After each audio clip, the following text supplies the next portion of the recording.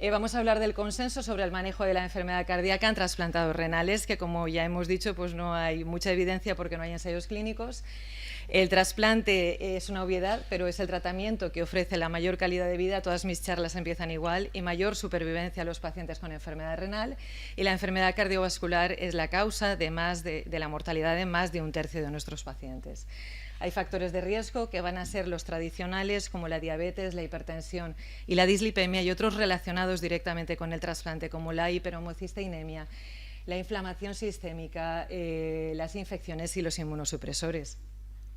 Las personas trasplantadas, a pesar de que realmente tras el trasplante mejora la dinámica cardiovascular, van a tener más riesgo de enfermedad coronaria, arritmias e insuficiencia cardíaca, y de esta relación bidireccional entre el corazón y entre el riñón realmente surge la necesidad de la colaboración entre ambas especialidades.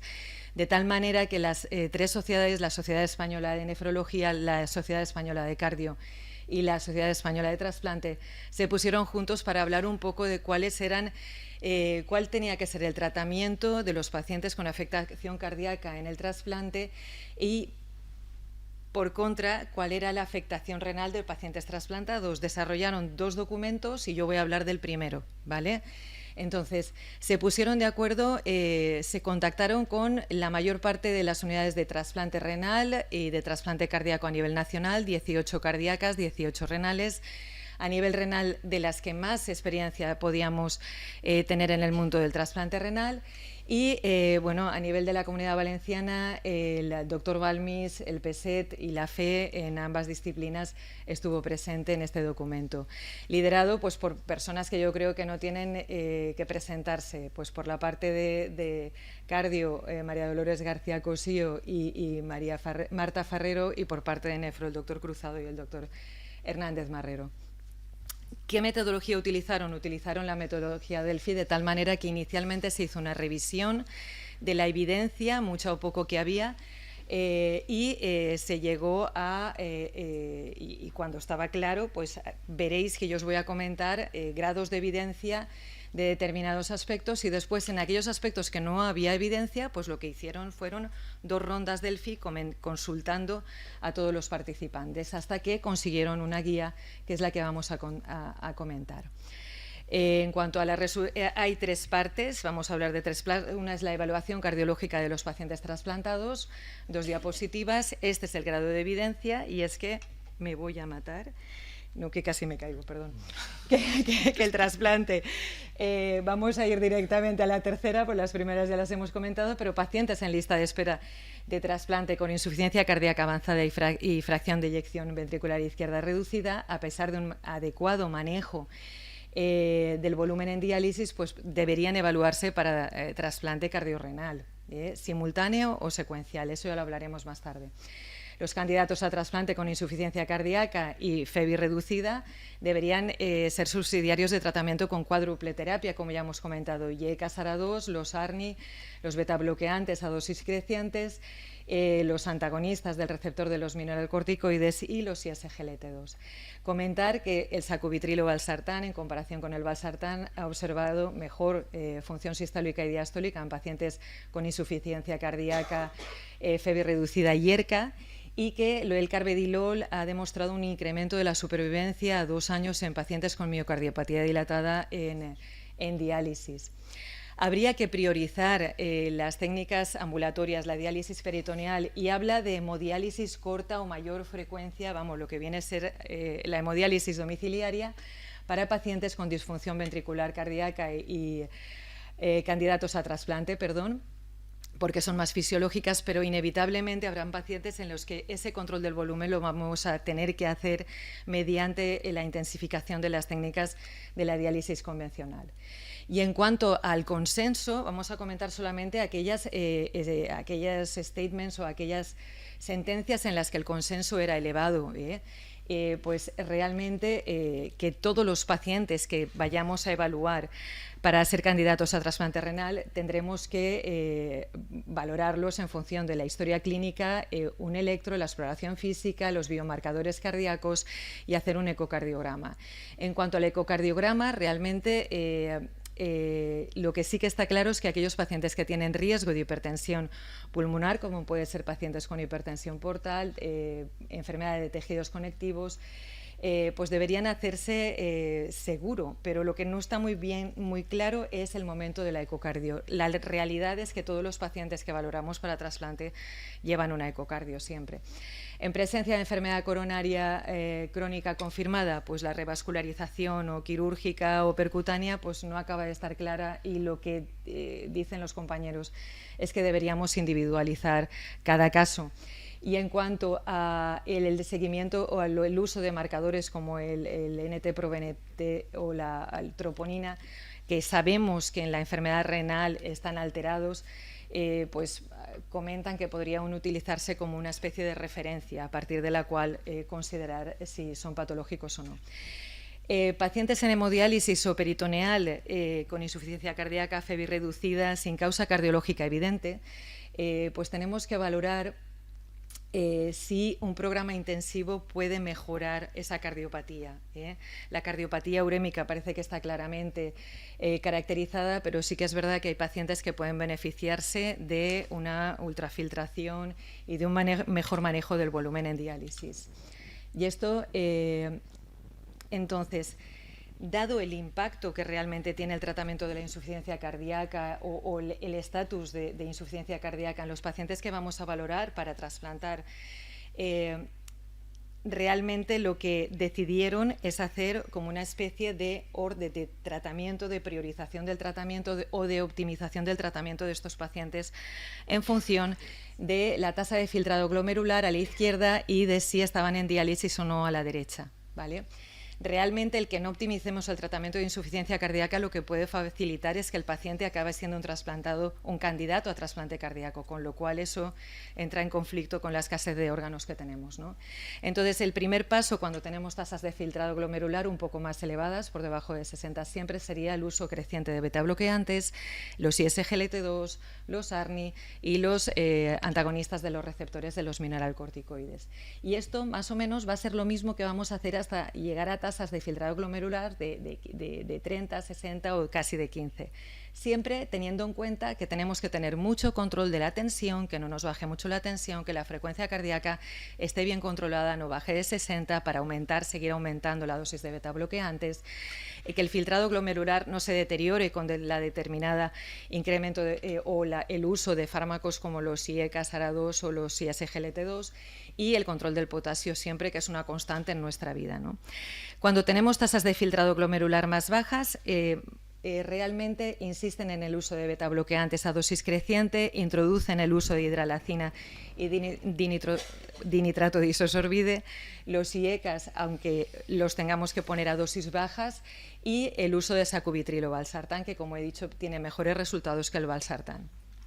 En la diálisis, el problema que tenemos, como siempre, es que no tenemos ensayos clínicos ni en diálisis, ni, por ejemplo, en estadios 4 o 5 con respecto al uso de los antagonistas de los mineralcorticoides. Hay uno en diálisis con la eplerenona o espironolactona, perdona, no lo veía bien.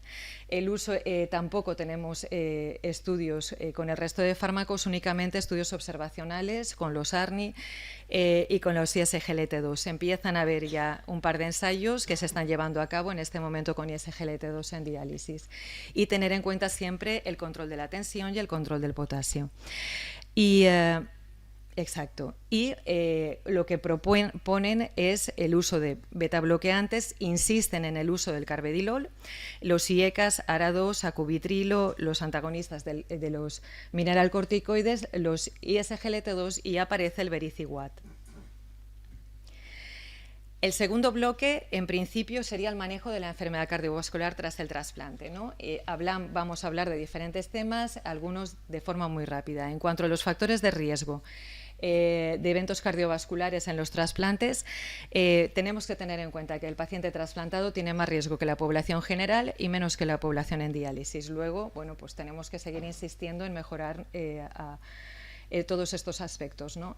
En cuanto al control de la tensión, del tratamiento de la presión arterial, la evidencia es que mantener un buen control de tensión para reducir el riesgo de fracaso del injerto y eventos cardiovasculares y muertes, pues tiene una evidencia grado 2 con recomendación C. O sea, esto es bastante obvio. Yo recomendaría que a los pacientes, además, hay que enseñarles a tomar la tensión, porque lamentablemente llegan al trasplante y te sorprendes, llevar un registro y observar ese registro en cada visita. Y en cuanto a las sentencias del consenso, con un acuerdo de más del 75%, es básicamente es que no tenemos hoy por hoy objetivos claros de tensión a seguir en los pacientes trasplantados renales. Seguimos los objetivos de la población general, entre 130, 140, 80, 90. Sí que insisten en el uso del AMPA, de la monitorización de cada uno de los pacientes en su casa de la tensión y de la realización de mapas para ver cuál es el patrón circadiano y ajustar mejor la medicación que necesite nuestro paciente. La hipotensión crónica es un factor de riesgo que puede perjudicar el pronóstico del injerto, sobre todo en el post-trasplante inmediato, y no es extraño el uso de drogas vasoactivas para mejorar estas tensiones por encima de 111, 120, y por contra las tensiones muy elevadas, por encima de 160, 100, realmente también son un factor de riesgo que pone en riesgo el sangrado en el post-trasplante inmediato, pueden favorecer el sangrado, y a largo plazo pone en riesgo la supervivencia del injerto. De elección, no parece que haya ningún problema en la elección como primera fármaco del uso de antagonistas del calcio, y los IECAS y ARA2 y el bloqueo del eje renina-angiotensina pueden ser útiles en circunstancias especiales. Advierten de la utilización como tercer fármaco de las tiacidas, pero si lo utilizamos con, por ejemplo, ciclosporina, pues podría incrementar el riesgo de cáncer cutáneo. Que esto nos obliga a no utilizarlo, pues realmente todos utilizamos tiacidas para el mejor manejo del volumen en nuestros pacientes trasplantados. Optimizar la dosis de anticalcinurínicos puede ser un objetivo, pero realmente convertir a un anticalcinurínico a un inhibidor emetor para mejorar el control tensional, pues con el arsenal terapéutico que tenemos tampoco parece que tenga demasiado sentido. Sobre todo porque además tampoco se ha objetivado que esto tenga una repercusión beneficiosa o mejore el pronóstico cardiovascular de los pacientes trasplantados. En cuanto a la dislipemia, la evidencia es bastante sencilla, que es muy frecuente y que se puede exacerbar con la utilización de los inmunosupresores, y que obtenemos menos beneficio de uso de estatinas en pacientes que tengan bajo riesgo, y que el objetivo de los LDL colesterol tendrá que ser el mismo que la población general. Volvemos a la población general y la falta de estudios. Y en cuanto al consenso, sí que recomiendan pues un poco el uso de estatinas en dosis crecientes, la incorporación de fármacos como los IPCSK9, que realmente son muy bien tolerados en casos de intolerancia a las estatinas combinadas con el ezetimibe, e ir escalando la terapia. Recuerdan el papel de la albuminuria como factor de riesgo para clasificar el riesgo cardiovascular, que yo creo que es algo que no hacemos en las consultas de trasplante, porque siempre consideramos que son de muy alto riesgo, y muchos estudios sí que han observado que con el uso de estatinas pues realmente hay un menor riesgo de mortalidad y riesgo cardiovascular. En cuanto a la fibrilación auricular, no hay evidencia con respecto al uso ni de ablación ni del uso de anticoagulantes en esta población. La única evidencia es la que nos dice que los factores de riesgo de fibrilación auricular son la edad, el ser hombre, la raza caucásica, la hipertensión como causa de enfermedad renal y la duración de la diálisis. Y en cuanto a la anticoagulación, vamos a seguir los mismos criterios que se siguen en la población general, teniendo en cuenta que el trasplante renal además se considera un factor de riesgo no modificable del sangrado. ¿Qué anticoagulantes? Pues bueno, en principio directamente hablan acerca de los NACOs, los nuevos anticoagulantes de acción directa, que no están aprobados en diálisis, pero que su uso en pacientes en lista de espera pues está contraindicado realmente porque se maneja bastante mal y es muy complicado revertir su efecto, ¿no? Estos fármacos, sin embargo, son alternativas razonables a los antagonistas de la vitamina K en trasplantes renales adultos y, sin embargo, tenemos muy poca evidencia en estudios de cohortes en trasplantados de órgano sólido, ¿no? Y se van a preferir aquellos que tengan menos aclaramiento renal, de tal manera que, por ejemplo, el dabigatran, que se elimina básicamente por riñón, pues es algo que no vamos a utilizar. Es verdad que es más frecuente el apixaban en nuestra experiencia, pero sí que es verdad que como el rivaroxaban es el que se recomienda en las guías de riesgo vascular, pues es el que se recomienda en el documento de consenso. Siempre tener en cuenta que pueden haber interacciones con los inmunosupresores, con la ciclosporina y con el tacrolimus, y que siempre hay que ajustar la dosis a las fluctuaciones del filtrado glomerular que presenten nuestros pacientes, que son bastante frecuentes. Y en cuanto a la cardiopatía isquémica, realmente, esto es un mix de evidencia de varios, es un mix de evidencia, pero tenemos que tener claro que la insuficiencia cardíaca de nuevo aparece en casi el 18% de los pacientes trasplantados a los 3 años, o sea que realmente es muy prevalente en aquellos que no la tenían, que tenemos que tener una monitorización activa por si se desarrolla desarrollo de insuficiencia cardíaca tras el trasplante debido a la alta prevalencia y su asociación con el fracaso del injerto y con la muerte del paciente. Que el uso de IECAS y ARA2 pueden ser de ayuda al reducir la fibrosis intersticial en pacientes con eritrocitosis, que lo dejan caer ahí, no sé muy bien. Es sorprendente, pero tiene una evidencia 1A y estoy obligada a decirlo. Y que hay que considerar la ligadura de las fístulas, y volvemos a un tema que se ha comentado esta mañana, de las fístulas innecesarias en pacientes trasplantados con síntomas de insuficiencia cardíaca, elevado gasto cardíaco, fístulas de alto flujo de 1,5 litro a 2 litros, y que supongan o que contribuyan a más del 30% del gasto cardíaco. Esto hay que considerarlo y probablemente tengamos que tener un poco más cuidado de las fístulas, sobre todo en pacientes trasplantados de muy larga evolución, ¿no? Pacientes con cardiopatía isquémica han de seguir las mismas guías de actuación que en la población general, evitando las interacciones que pueda haber con la inmunosupresión. Entonces, ¿qué nos dice el consenso acerca de la cardiopatía isquémica? Bueno, pues que el tratamiento de la cardiopatía isquémica aguda o crónica en los trasplantados seguirá las mismas indicaciones médicas, quirúrgicas, percutáneas que la población general. Que la insuficiencia cardíaca en el primer año nos obliga a descartar una estenosis de la arteria del injerto renal, y que el diagnóstico, la clínica y el tratamiento de la insuficiencia cardíaca de nuevo será la misma que la población general. O sea que yo creo que aquí tenemos mucho para trabajar. No hay evidencias para que tengamos que descartar en pacientes asintomáticos una cardiopatía isquémica. Los factores de riesgo asociados a desarrollar un infarto agudo de miocardio van a ser la edad, la historia de angina, la enfermedad vascular periférica, la dislipemia, el infarto pretrasplante, la caída de la hemoglobina post-trasplante, la anemia post-trasplante, y el tener test no invasivos pretrasplante positivos para isquemia o arritmia. Los niveles de troponina T elevados de forma persistente, a pesar de que de la normalización de la función renal, se asociarían a un elevado riesgo de muerte o eventos cardiovasculares a 5 años, y no hay evidencia para el uso, sin embargo, de este marcador de la troponina T como marcador de seguimiento. El manejo debe ser al menos tan intensivo como hacemos en la población general, e insistir en el tratamiento médico, el uso de estatinas y aspirinas, ¿no? Y lo mismo en los pacientes diabéticos con estándares todavía más exigentes, ¿no? Vale. Y en cuanto a la insuficiencia cardíaca, esto ya lo hemos dicho, lo hemos dicho ya. Esta se me ha colado. Y insistir en la idea de que hay muy pocos estudios. Hay muy pocos estudios y solamente hay un estudio de trasplantes con hipertrofia ventricular izquierda en el que el uso del lisinopril redujo un poco el índice de masa ventricular izquierdo versus placebo. Y los panelistas estaban de acuerdo que el mejor tratamiento era el de la población general.